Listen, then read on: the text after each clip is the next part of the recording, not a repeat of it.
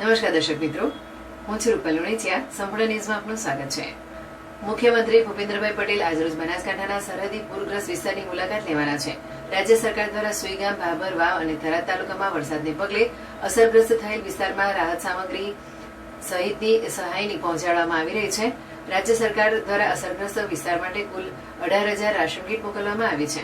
આજરોજ બનાસકાંઠાના મુખ્ય મથક પાલનપુર ખાતેથી રાજ્ય સરકારના મંત્રી જગદીશભાઈ વિશ્વકર્માએ પૂરગ્રસ્ત વિસ્તાર માટેની રાશન કીટનું પ્રસ્થાન કરાવ્યું હતું. 15 કિલોની એક કીટ એમ કુલ 18,000 કીટ સરહદી તાલુકામાં અસરગ્રસ્ત વિસ્તારના લોકો માટે વિતરણ કરાશે.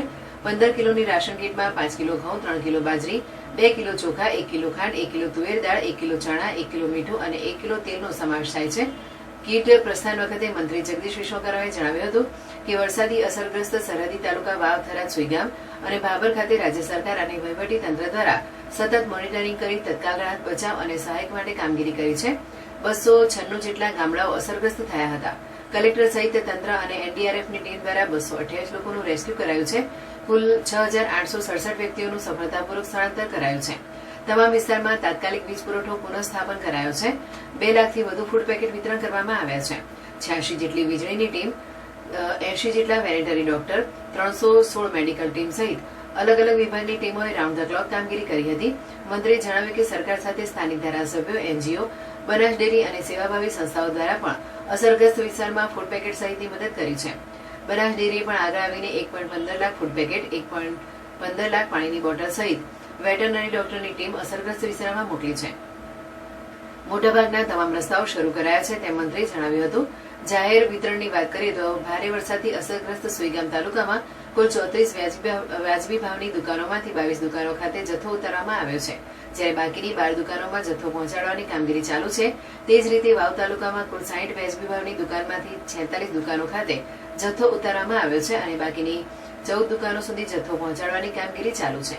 સુઈગામ તાલુકાના કુલ 1,16,080 એનએફએસએ રેશન કાર્ડ ધારકો તથા વાવ તાલુકાના 29,677 એનએફએસએ રેશન કાર્ડ ધારકોને ઝડપથી જથ્થો ઉપલબ્ધ થાય તે માટે પણ દુકાનવાર ટીમ દ્વારા પારદર્શક રીતે ઓફલાઈન વિતરણની વ્યવસ્થા કરવામાં આવી છે.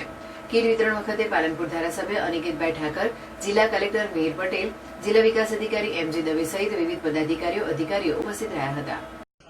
7 અને 8 સપ્ટેમ્બરના રોજ અતિ ભારે વરસાદ બનાસકાંઠા, પાટણ, કચ્છ જિલ્લામાં થયો છે. ગુજરાતના મુખ્યમંત્રી માનનીય ભૂપેન્દ્ર પટેલ દ્વારા તાત્કાલિક સેન્ટર પરથી જોયા બાદ દરેક કલેક્ટરને સૂચના આપવામાં આવી જ્યાં જ્યાં વધારે વરસાદ થયો છે. કલેક્ટર દ્વારા પણ લગભગ બનાસકાંઠાની અંદર લગભગ થરાદ, વાવ, ભાભર આ બધી જગ્યાએ 296 જેટલા ગામડાઓ ઇફેક્ટેડ થયા હતા.